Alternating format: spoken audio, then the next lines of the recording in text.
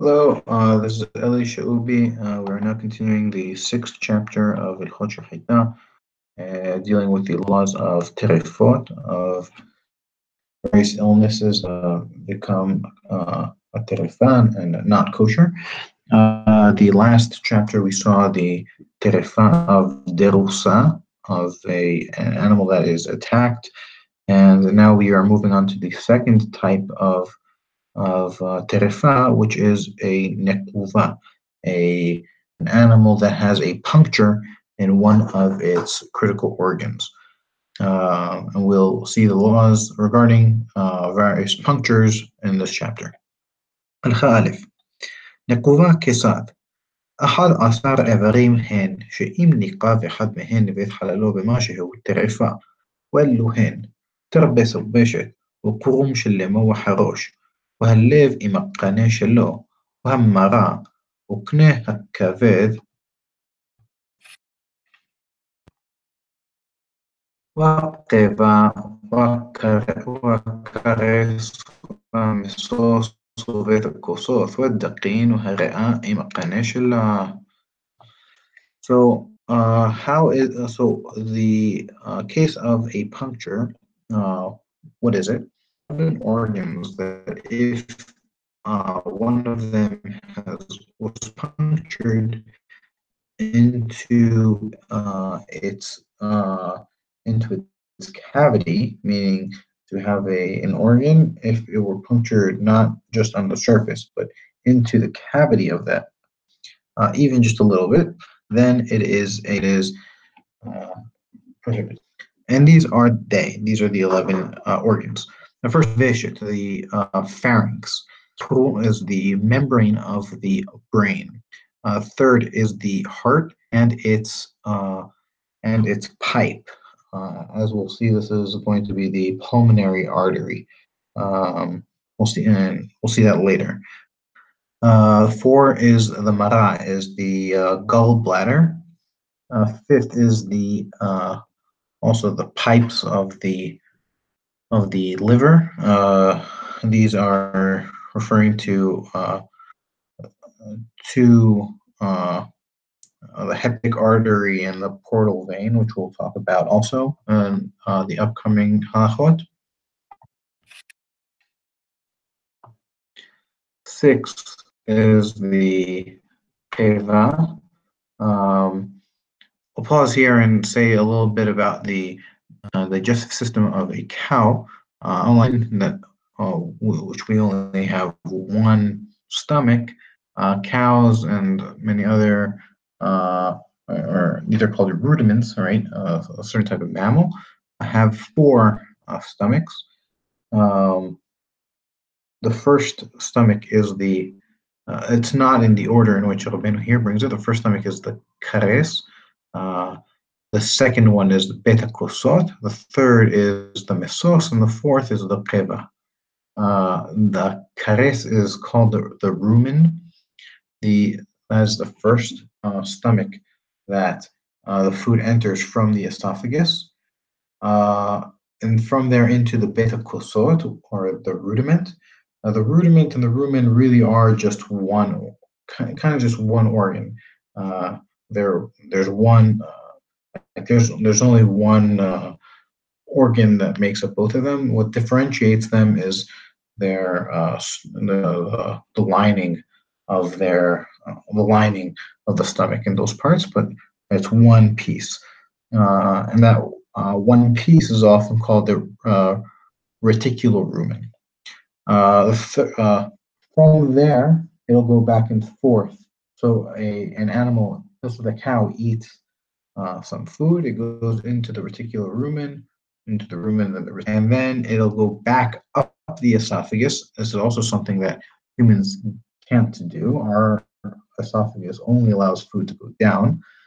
Here it'll go back up the esophagus, and this is called chewing cud, right? This is what cows do, and is one of the signs of a kosher animal. It'll chew its cud, and then the food will go back down the esophagus, back into the rudiment, and eventually it'll be small enough and it'll push it into the third stomach, which is the which is the mesos. The mesos is called the omasum in English, which will then push it into the qeva, or the abomasum, which will begin the digestive process and push the food into the small intestines. So these four stomachs. So that's 6, 7, 8, and 9. Dakin, which are the small intestines, and then that's 10, and 11 is the as the lung with its pipe, and as we've already seen, its pipe is the trachea. الخبيت تربص بواشت كبار بعرنو شعوره وش هو مقام من واشت شأنه رؤوي لشحيطة إمني قاب لحللو بماشي ترفع. The Tarbeza Vishit, which we already established was the pharynx, we've already explained its where it is. We've explained that in the beginning of chapter 1 of Perk Aleph, and that this is the place in the Vishit, in the esophagus, that is no longer fit for slaughter. Right? As we saw there, that the upper limit of the esophagus is the pharynx, and that is the place that is no longer fit for slaughter. And that if it is punctured even just a little bit, that makes it a terefa. Yeah, and so if yes, that's what Alban says now. And if it were punctured just a little bit into its cavity, it is a terefa. הלכה ג' שני קרומות יש למוח של הראש. אם נקב העליון הסמוך לעצם בלבד, הרי זו מותרת, ואם נקב התחתון הסמוך למוח, טרפה. The brain has two membranes, and we would call these the meninges. These are the membranes of the brain. Right, we have the skull, which protects the brain, and then below the skull there will be their membranes, kind of protecting the brain. Now these now in modern anatomy, we have three membranes that protect the skull. The first is called the dura mater, which is going to be this upper membrane that Rabbeinu will talk about. I'm not sure which of the last two. We have the arachnoid and the pia mater, or the second and third membrane is referred to when we talk about the lower one. It seems to me that it's talking about the pia mater, just because that is the one that is gel, but I'm not sure.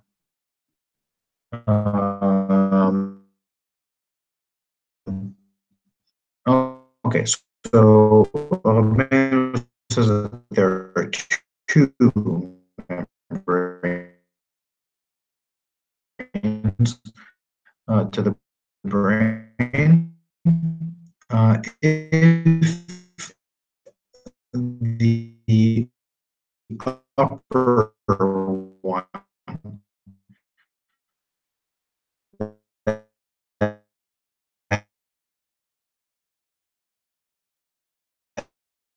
is it is next to or juxtaposed to the skull, if only that were punctured alone, then the animal is permitted, right? It's not terifa. But if the lower one were punctured, right, the one that is juxtaposed to the brain, then it is a terifa. Second one, that's the one I'm not sure about, but I think it is the PM mater, because it is the one that is juxtaposed to the brain. مش يتخيل الموح لما شيخ للشدرة وهو محوس لبولين שהם תחילת העורף, יהיה לקרומו דין אחר. אבחוס לפולין מותר. Once the brain begins to extend the spinal cord, and this is the area that is outside of the polin. Polin, like food, means like these means like beans, right? Here, it is referring to the occipital condyles, these bone structures that extend from the brain into the spinal cord, and that is the limit of the brain stem according.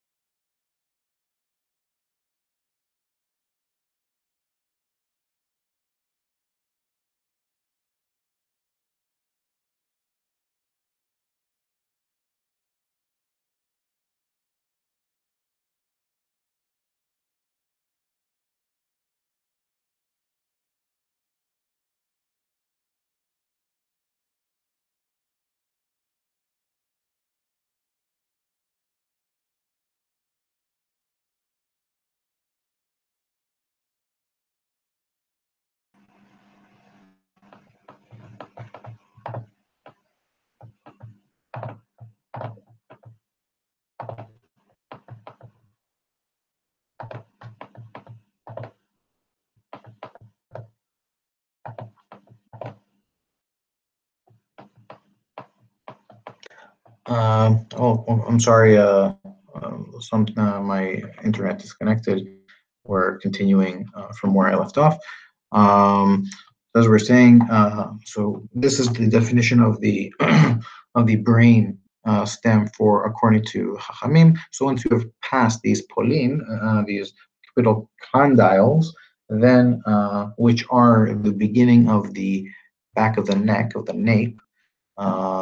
Then the membrane has a different law, right? As we said, we no longer deal with the membrane as if it's the membrane of the brain, rather just any other membrane. And then if it were punctured, it is permitted since it doesn't puncture into the brain. הלכה ד' המוח עצמו של ניקב או נתמעך והקירום קיים כשרע, ואם נשפך כמים או כדונר טרפה.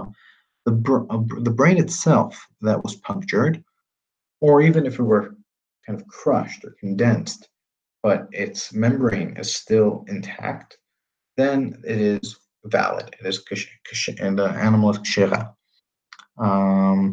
But if the brain were made to like spill like water or like wax, then it is terefa. הלכה ה' הלב של ניקב לבית חללו, בין לחלל גדול שבשמאל, בין לחלל קטן שבימין, טרפה. The heart that were punctured into its cavity, whether they were punctured into first of all, the heart is composed of 4 chambers. In modern medicine, it has and you can also say it's divided into 2 parts. There's the left heart and the right heart. The left heart is composed of the left ventricle and the left atrium, and the right part is also composed of the right ventricle and the right atrium. Here, the halakha will talk about only the left heart and the right heart, meaning the left heart is composed of both the ventricle and the atrium, and the right heart is composed of both the ventricle and the atrium, with the left heart being larger than the right heart. Okay, so a heart that is punctured into its cavity, whether it is in the larger section or larger cavity, which is the left, or if it is the smaller one, which is on the right, right? These are the left and right hearts. Then it is a terefa. But if it were punctured, but if only the flesh of the heart were punctured, right? So it was only punctured on the surface, but it did not penetrate into its cavity, then it is permitted. وقناع الليف وهو המזרק הגדול שיוצא ממנו לריאה, הרי הוא כלב. אם נכתב לה חללו במשהו, טרפה. And the pipe of the heart, and many people here said that this is the aorta, and I think that Rabbeinu also thought it was the aorta in his earlier years, according to how he describes it in the Pirush Mishnah, although there it's a little ambiguous. Right here, it's definitely unambiguous that it is not referring to the aorta, but rather to the pulmonary artery, as he says. And the qaneh halev, and this is the mizraq. Mizraq means like also literally like a pipe that sends like fluids or something like this.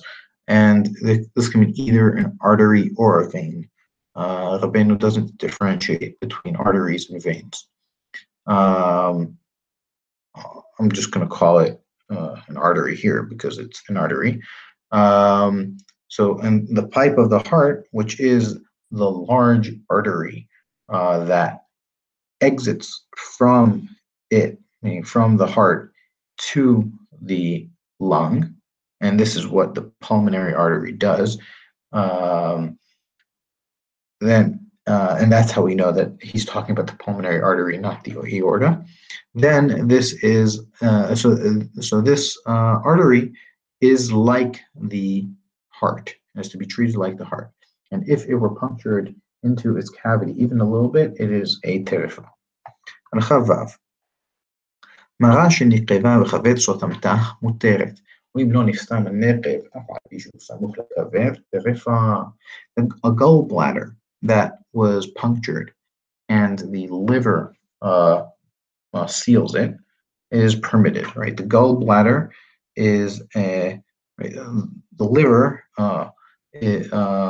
is the organ that forms bile, which is then stored in the gallbladder, and the gallbladder is just a little small, like packet thing that is kind of attached to the liver, and so it's possible for the gallbladder to be punctured in such a way that that puncture is sealed by the liver, as it's literally lying on it at some locations.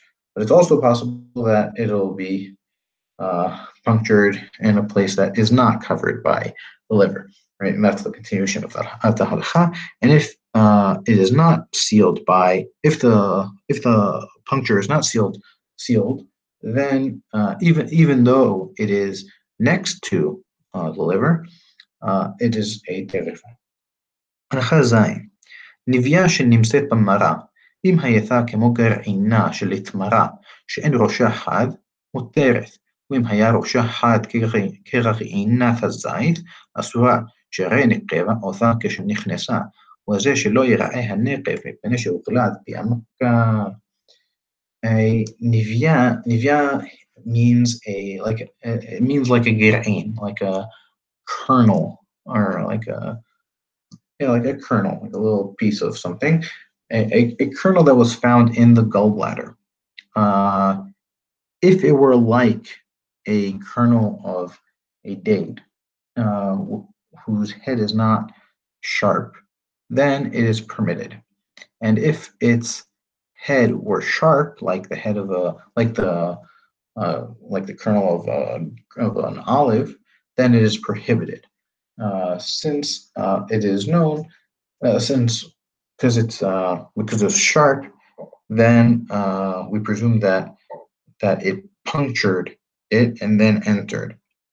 And the only reason that we don't see the puncture in the gallbladder is because it was sealed, it was clotted in the place that it was damaged.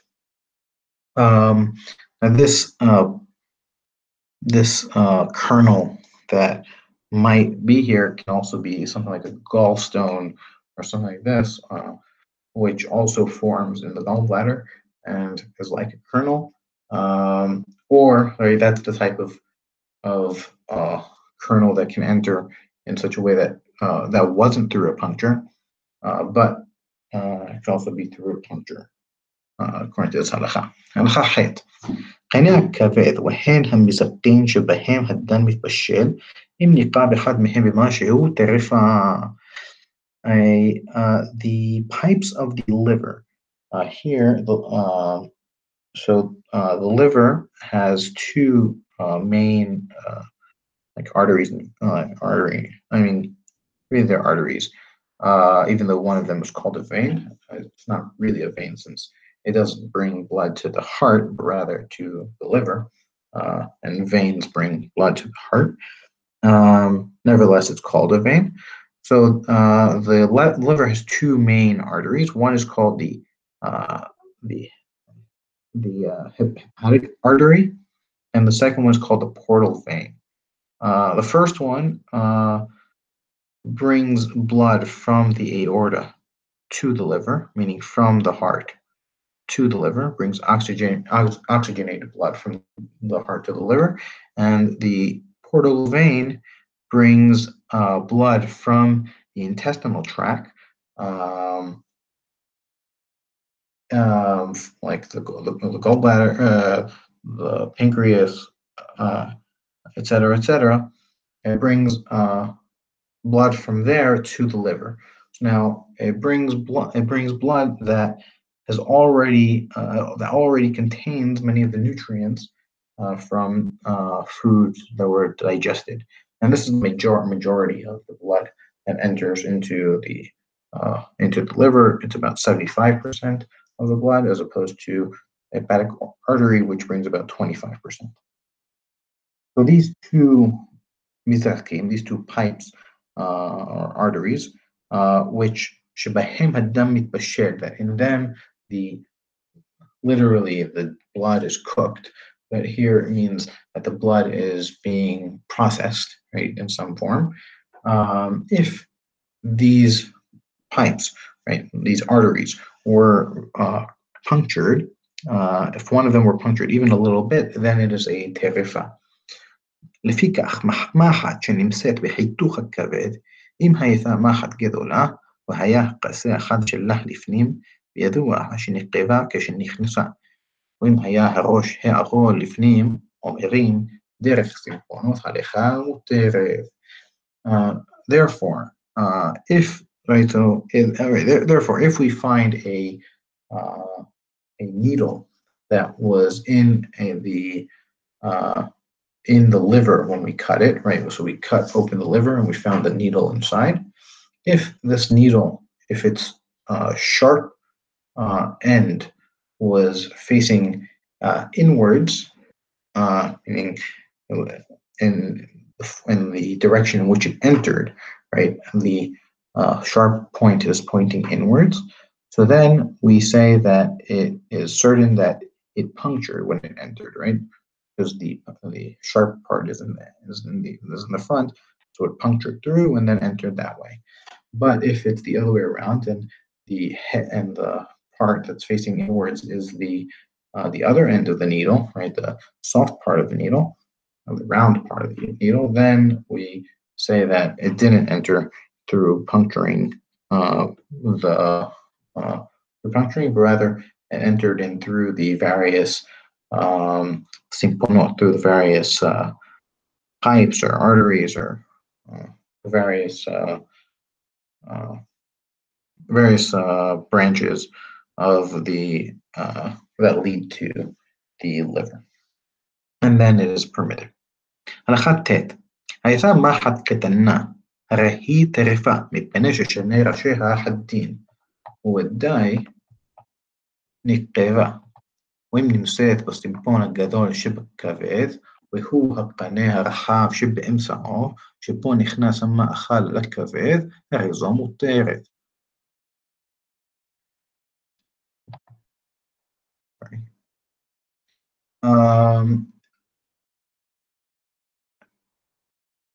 Okay, so we saw the law regarding if it were a large needle, but if it were a small needle, then we say that the animal is a terefa. Since a small needle, both of its ends are sharp, and because both of its ends are sharp, then it is certain that it punctured one of these arteries of the liver. And if it were found in the larger simpon, in the larger branch or bronchial, or the larger like pipe that is in the liver. And what is this larger pipe? This is the qaneh. This is the pipe that is wider and is in the middle of the liver. That through it, food enters into the liver. So if it is found there, then it is permitted. Now, many people said that this is the vena cava, which is a vein that brings blood from the liver back to the heart. I find that to be not convincing, since Rabbeinu says שבו נכנס המאכל לכבד, that through it food enters into the liver, and I don't see how this, which brings blood from the liver to the blood, how that would be this. I would think it would refer to the portal vein, since the portal vein brings blood from the intestinal tract, the gallbladder, and the pancreas, right? The areas that bring also blood, not food, but blood that contains the nutrients from the food that was digested. So I would assume that that is what is being referred to. But that is also not without its problems, since it seems that in the beginning of the halacha we already talked about the fact that we already talked about two of those, like these two pipes, and why here it would be potar and there it would be prohibited. I'm not sure, so I don't have a good answer to which pipe here Rabbeinu was talking about. My feeling is that referring to the portal vein, though others say that it's referring to the vena cava. I don't think either one is without its problems. And a liver that has been infected with some sort of a tapeworm, then this is permitted, because this isn't a puncture.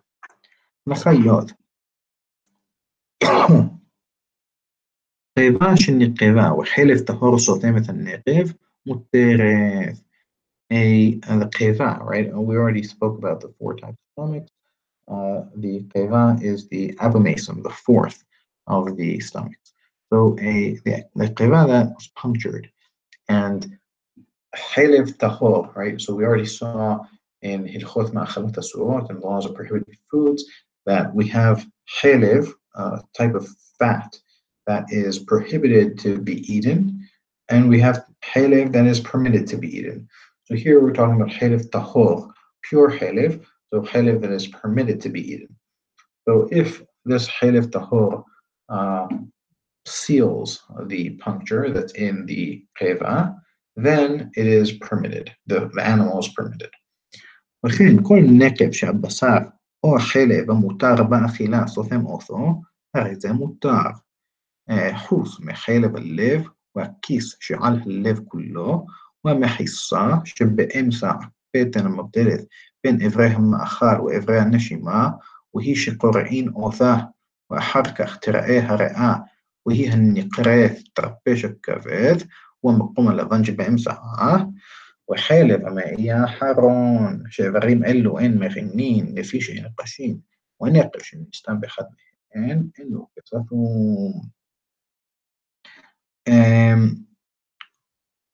Okay, and so too, all any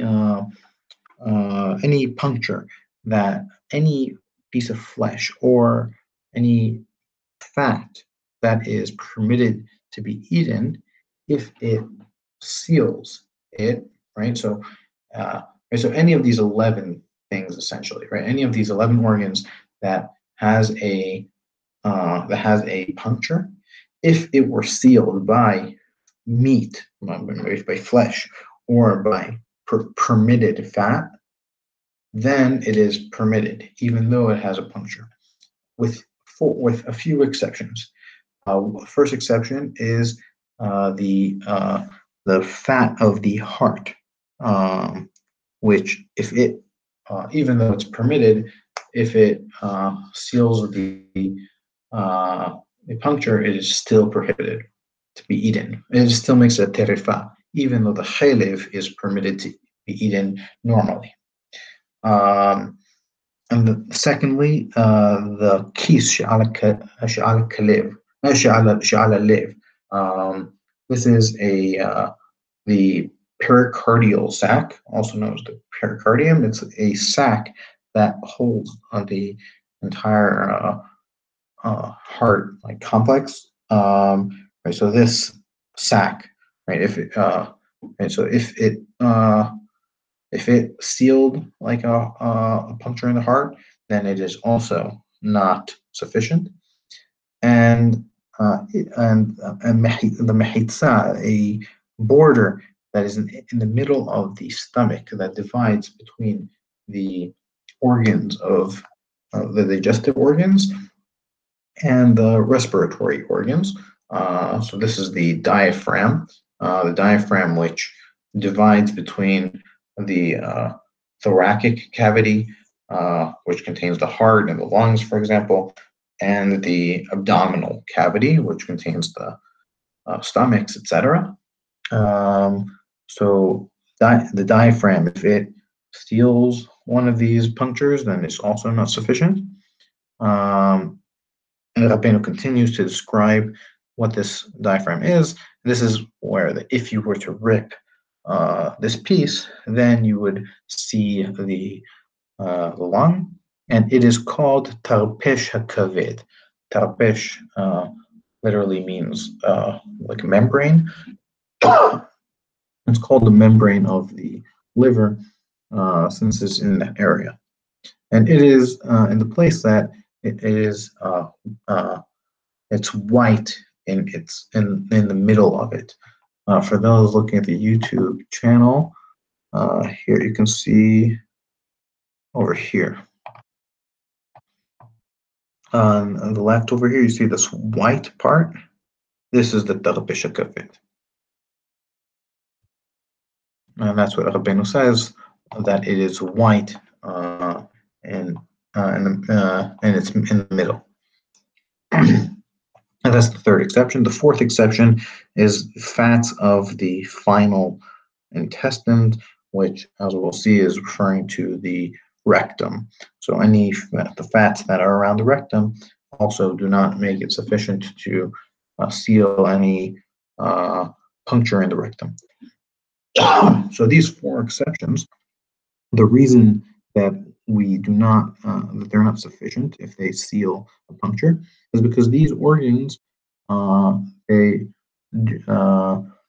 do not protect, since they are hard, and since they're hard, so a puncture that was sealed by one of them is not considered to be sealed. וחלב חיה שכנגדו בבהמה אסור אינו סותם, אף על פי שהוא מותר באכילה. Okay, and so, as we saw in Hilchot Ma'achanot Asurot, that the prohibitions about eating certain fats, certain halevs, is only relevant regarding behemoth, regarding domesticated animals, and is not relevant regarding undomesticated animals. Nevertheless, we still treat for these purposes, we treat the fats of a undomesticated animal in the same way as domesticated animal. So the fats of an undomesticated animal that if it were to have been in a domesticated animal, it would have been prohibited, then even in the undomesticated animal, we still do not consider it to be sufficient in sealing the puncture, even though it is permitted to be eaten. הלכה י"א, כרס של ניקב, טרפה, ואינו דבר שיסתום אותו, שהרי החלב שעליו אסור. The rumen, a rumen that has been punctured, is a terefa, since there is nothing that can seal it, since all of the chalev, all of the fats that are on top of the rumen, are all prohibited to be eaten. וכן המסוס ובית הכוסות של ניקב אחד מהן לחוס, טרפה, ואם ניקב אחד מהן לתוך החלל חברו, מותרת. And so too, the omasum and the reticulum, right? We said the reticulum is the second stomach and the omasum is the third stomach. If either of them were punctured to the outside, meaning to the thoracic cavity, right, into the general cavity of the animal, then it is the terefa. But if the puncture was from the wall of one into the wall of the other, and like into the cavity of the other stomach, then it is permitted, right? Since these two stomachs are attached, so, right, naturally, since food flows from one to the other. מחט שנמצאת בעובי בית הכוסות כאשר ואם נקבה נקב מפולש לתוך חלל בית הכוסות ונמצאת טיפת דם במקום הנקב, טרפה, שוודאי קודם שחיטה נקב. אבל אם אין דם במקום הנקב, הרי זו מותרת, שמא אחר השחיטה דחקה המחט ונקבה. Okay, so here we're talking about the beta kosot, which again is the second, stomach called the reticulum. As I said earlier, the reticulum and the rumen are two stomachs which are actually in one cavity. The rumen and what differentiates between them is the lining of their skin, right? So the rumen, its lining is made up of these papillae, these like hair-like papillae, as opposed to the beta kosot, the reticulum, which has honeycomb-shaped lining, which from there it receives its name in Hebrew, beta kosot. So instead of honeycombs, they thought it would look like cups, right? But it has like pretty unique looking thick linings of these honeycomb type things, right? So here, and the way that it works, the stomach is that you have so the cow eats, food goes into the rumen, and then the reticulum contracts. And when it contracts, the food enters from the rumen into the reticulum, and then it contracts again. If the food that is in the reticulum is small enough, it'll get pushed into the mesos. Usually it won't be small enough, and it'll go back to the rumen. Now, when it goes back into the rumen, it goes back up the esophagus and gets chewed again, and goes back down, etc., etc. And it happens as many times as it needs to until it becomes small enough to get pushed through to the mesos. Now, in this process of contraction, many times something like a needle can get stuck in the honeycombs of the reticulum, and this is something that happens that happens not too infrequently, and this is called a hardware disease, and it is particularly common in the beta kosot if it were to happen anywhere. So that's what this halakha is talking about. So a uh, a a needle that is found in the thickness of the reticulum, right? Meaning, so it got stuck in the honeycombs of the reticulum. This is permitted, since we don't say yet that it punctured it. But if it punctured a nekev mefulash, right? The nekev mefulash is a puncture that goes all the way through. If it punctured all the way through into the hole, into the cavity of the beta kusod, right? It came into the reticulum, right? And we find a drop of blood in the place of the cavity, in the place of the puncture, then it is a terefa, since it is definite that it was punctured prior to shehita. But if we don't find blood in the place of the puncture, then it is permitted, since we can say that it might have been after the shahita, after the slaughter, that the needle pushed its way in and punctured, and that's why there's no blood, since it's after the shahita. בהמה שהלעיטה דבר שנוקב בני מעיה, כגון קורת של חלטית וכיוצא בו, טרפה שוודאי נוקב. אם היה ספק נוקב, ספק אינו נוקב, תיבדק. A domesticated animal that chew down aggressively, right, and swallow down as quickly as it can. Some sort of any type of food that normally punctures its intestines, such as a piece, a little bit of hiltit. Hiltit is a plant called asafoetida, if I'm pronouncing it correctly. It's like a type of it's from the like celery family. It's this type of plant that has a pretty strong smell, and apparently also is known to puncture the intestines of the animal. So if it chows down on this thing very quickly, then it is a terefa, since it will certainly puncture. But if it's something that is in doubt about whether it'll puncture or whether it won't puncture, right, we don't know, then we have to check the animal after we've slaughtered it. Which, as we'll see later, it was the custom is only to check regarding the lung, and all these other cases of terefot we normally do not check. So here, if he ate something, then we should check this too.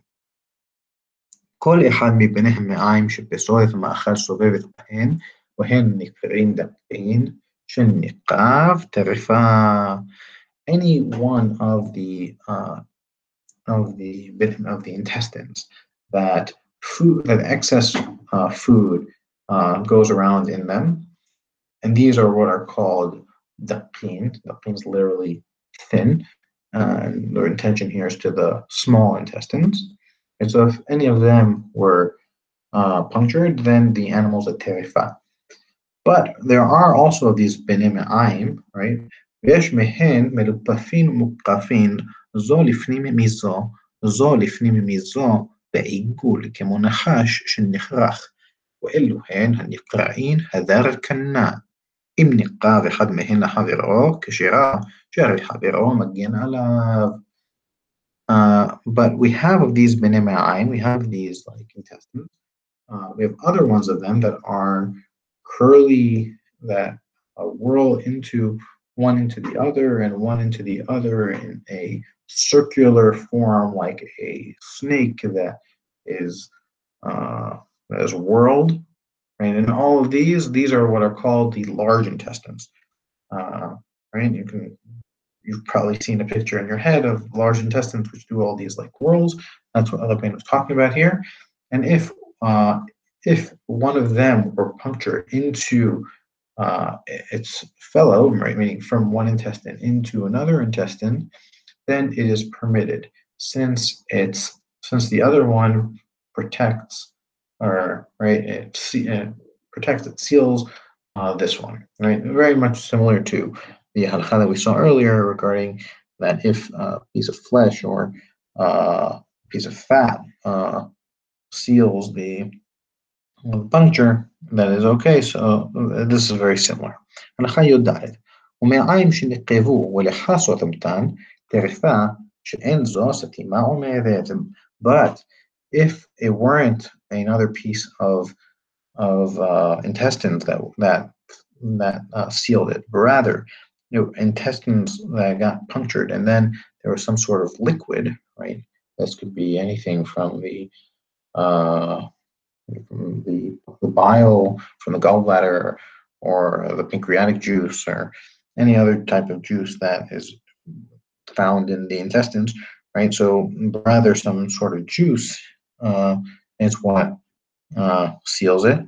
Then this is considered terefa, since these are not considered a constant seal, right? It's not a seal that withstands.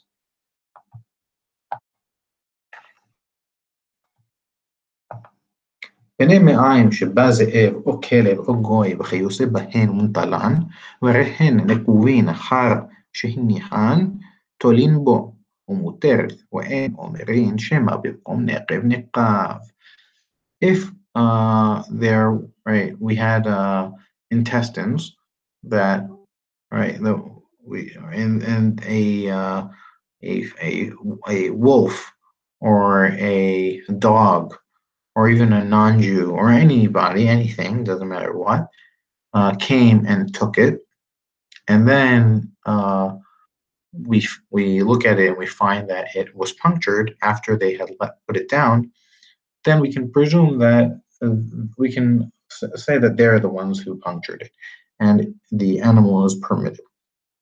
And we do not say that maybe it was punctured beforehand.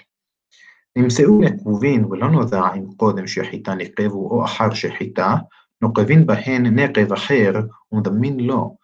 אם היה הנקב הראשון כמותו, כשראה, אם היה ביניהן שינוי, קודם שחיטה נקב וטרפה. But now if we just have intestines and we find that they are punctured, and we don't know whether they were punctured before the slaughter or if they were punctured after the slaughter, then what we do is we puncture another puncture in the intestines, and we compare the two punctures. If the second puncture looks like the first puncture, then it is keshera, it is valid, since we say that the first puncture, since the second puncture is definitely after shehita, since we just made it, and it looks the same as the first one, so we can say that the first one is probably also after shehita. But if we see a difference between them, then we say that the puncture was done prior to shehita, and we say that it is a terefa. ואם הם משמשו הידיים בנקב הספק, כך צריך למשמש בנקב שמדמין לו, ואחר כך עורכים. And if the person rubbed on the puncture that is in doubt, right? So we had this puncture that we didn't know if it was before or after, and somebody came and rubbed it. So then, so too, in this new puncture that we're making, in order to compare it with, we need to rub it, and also so that it'll look similar, so it'll have a similar effect. And only then do we compare them to see if they're the same.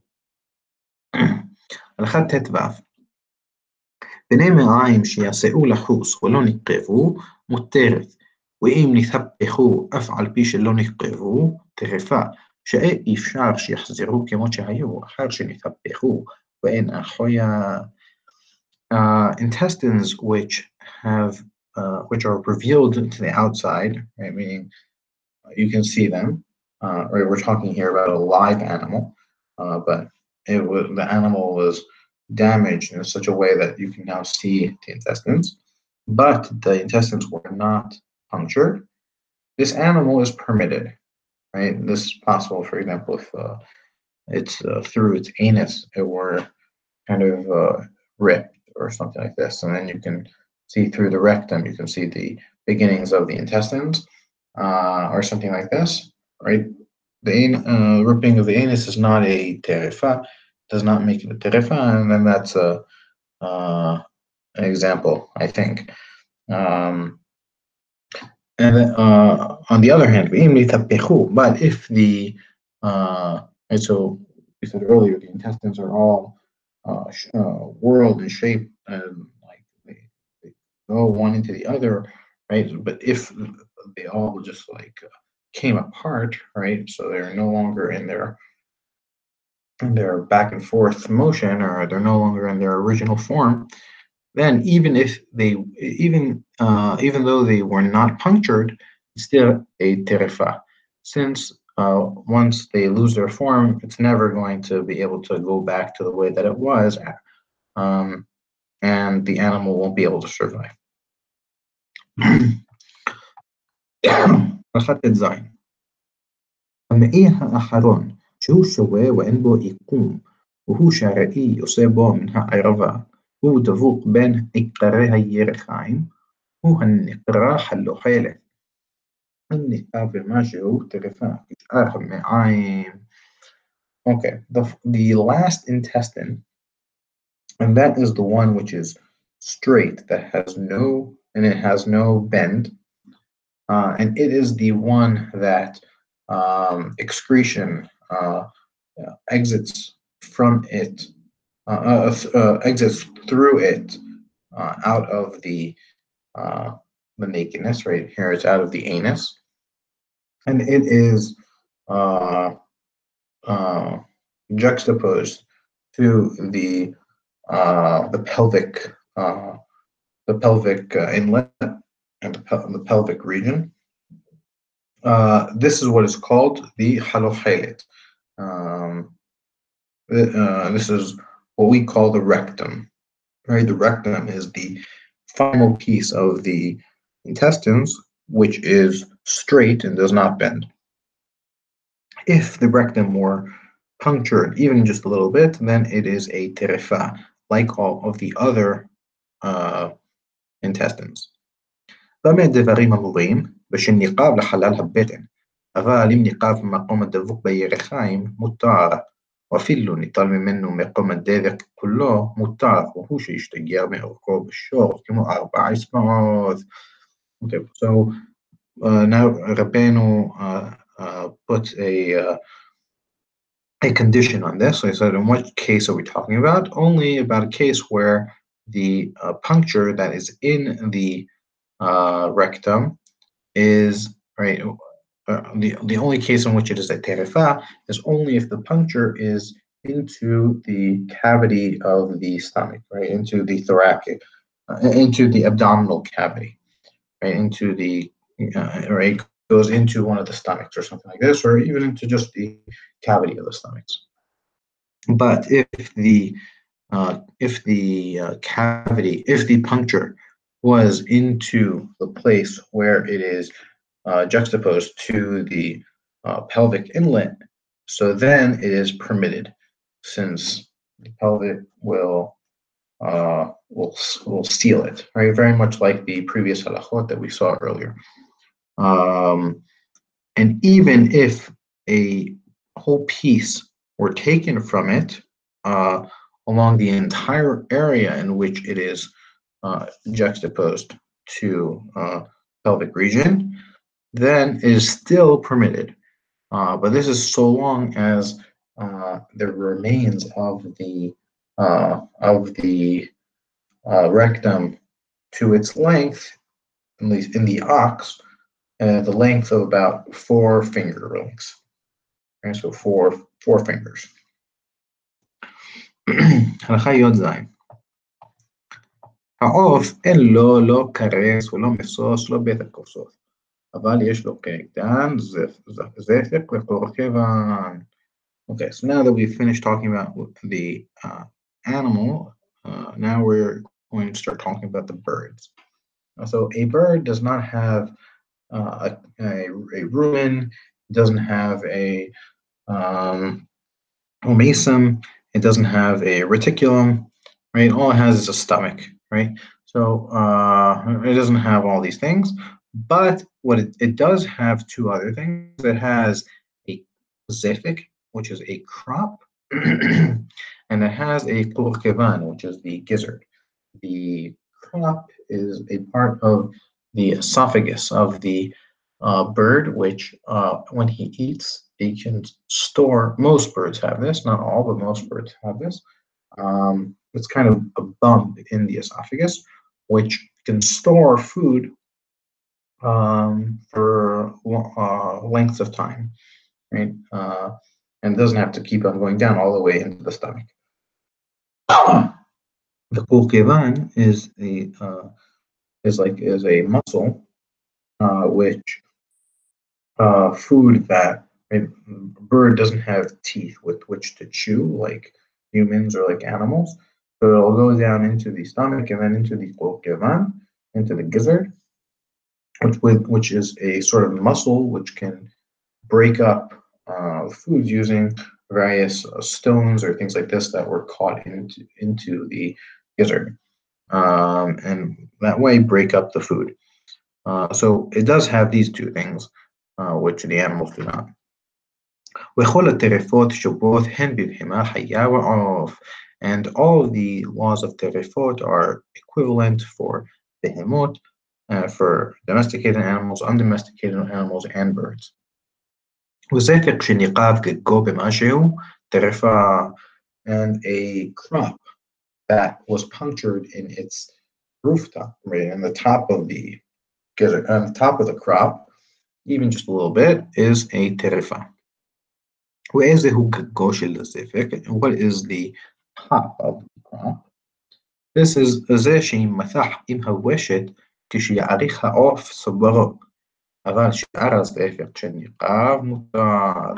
This is the part of the esophagus, and this is the part that when the bird stretches out his neck, that this part of the crop also stretches with the rest of the esophagus, right? Meaning, so it's kind of connected to the esophagus,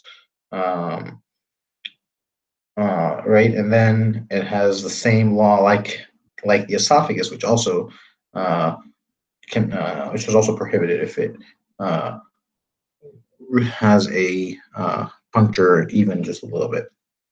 But the whole rest of the crop, meaning so the bottom part of the crop, is permitted, right? So think of the esophagus as one pipe, and then the crop is kind of like a bag that like goes down, right? If you think of like a chicken, you can even see the crop like popping out of its neck, right? So when he bends, right, the whole esophagus will pull the whole rest of the part because it's attached to it, but this bag of the crop that's on the bottom will not go with it. So that is permitted if it is punctured. שני כיסים יש בקור כיוון, החיצון אדום כמו בשר והפנימי לבן כמו עור. ניקב זה ולא זה מותר עד שנקבו שניהם במשהו, ואם נקבו שניהם זה שלא כנגד זה מותר. The kurkevan, the gizzard, has two pockets. And it has like two pieces of two membranes. The outside one is red, like flesh, and the inner one is white, like skin. It's originally white. Usually, it's also very when you open it, it's very dirty, so it'll be yellow or green, or have all sorts of of dirty things in it, but you can clean it and then it'll become white again. If one of them were punctured without the other one, then it is permitted. Until it's only prohibited once there's a puncture that goes through both of them, just a little bit. And even if both of them were punctured, but not in the same location, so the outer one were punctured in one place and the inner one were punctured in another place, and they're not one against the other, then this is also permitted.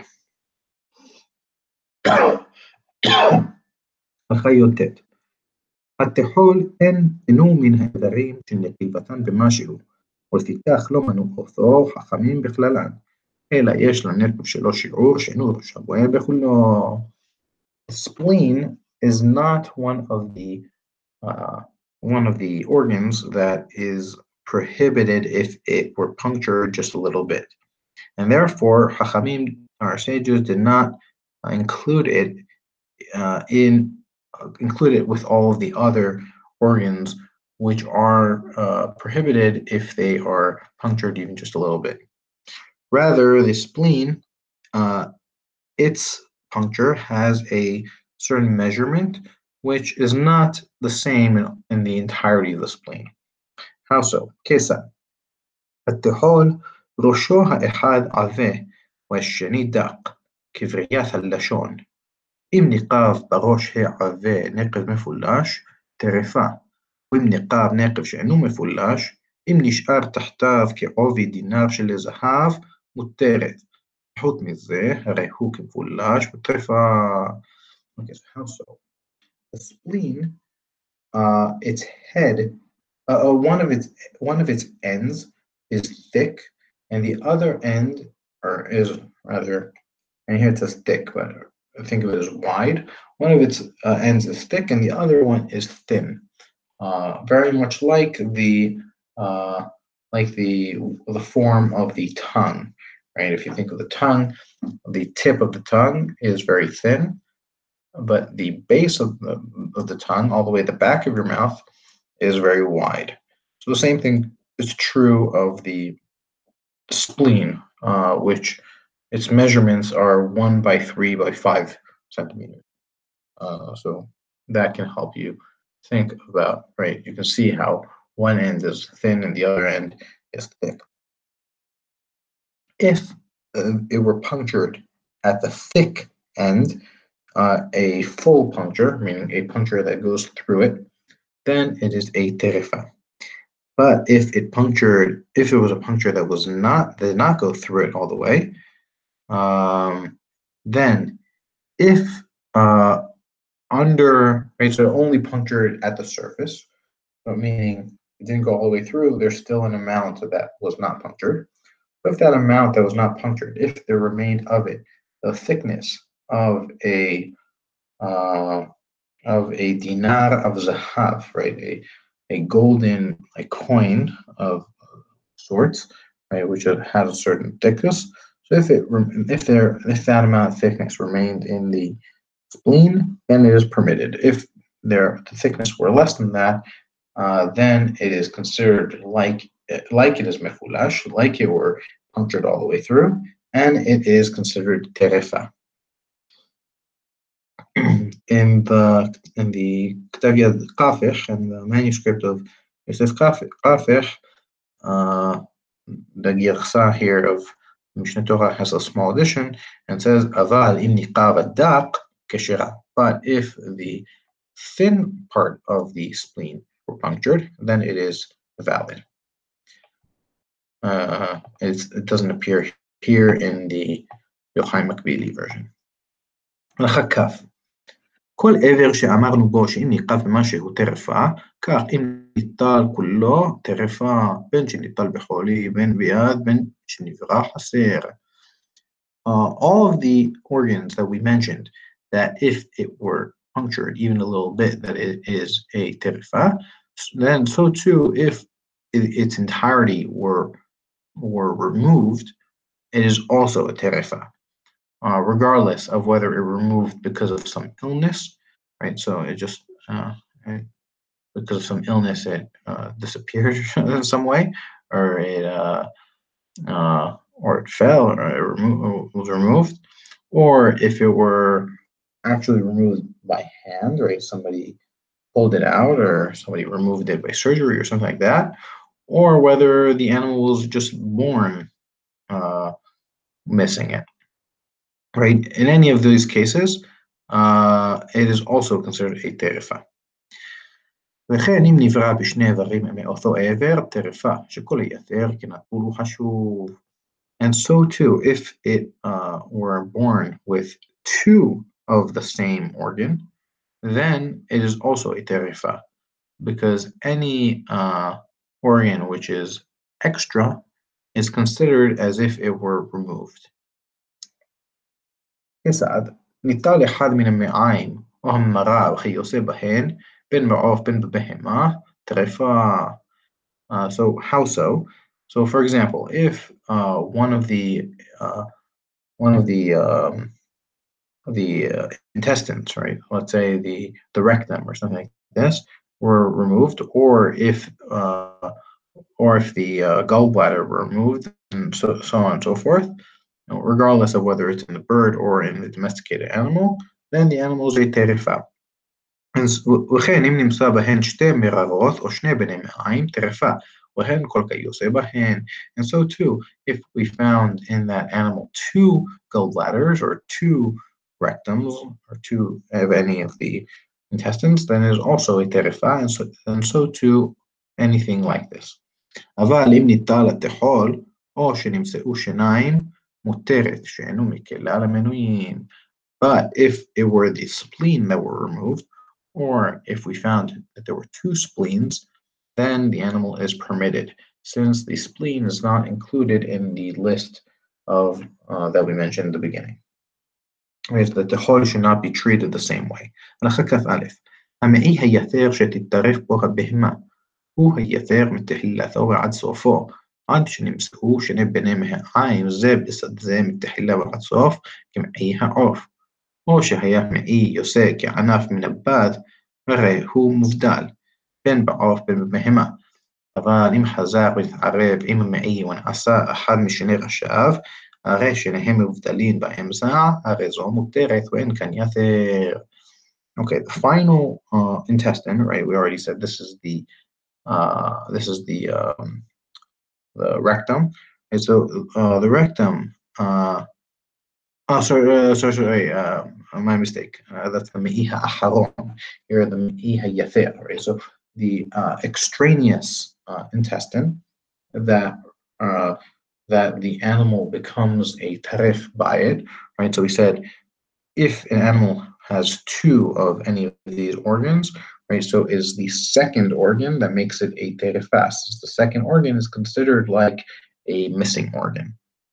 So this second organ, or this extraneous organ, which causes the animal to become a terifat, and this is so long as it is extraneous from the beginning until the end.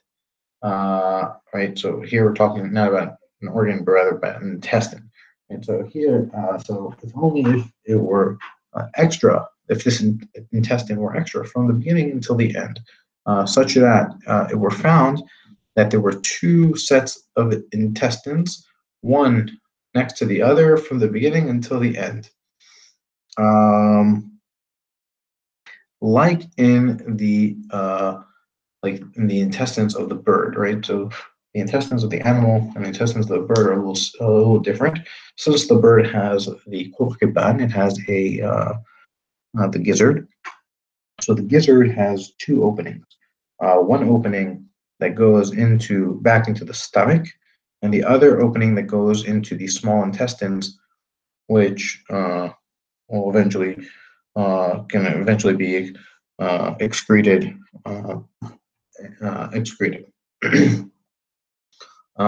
So it looks like it has kind of two separate sets. Or if the intestine exited from one branch from the main and it were separated, right? So you kind of had two branches that split off. And this is regardless of whether it's in the bird or in the animal. Because that doesn't happen in either. You have one intestine and then it just splits off into two tracts. But if it's split off and then it comes back and rejoins the original track, right? So you had one, and then it split off into two branches, and then it came back and formed one. Um, uh, then and the two of them are only separate, only in the middle, right? But they're not separate in the beginning and the end. Then this is permitted, and this is not considered to be an extraneous intestine. With that, we conclude chapter 6 of Ilchot Shehita.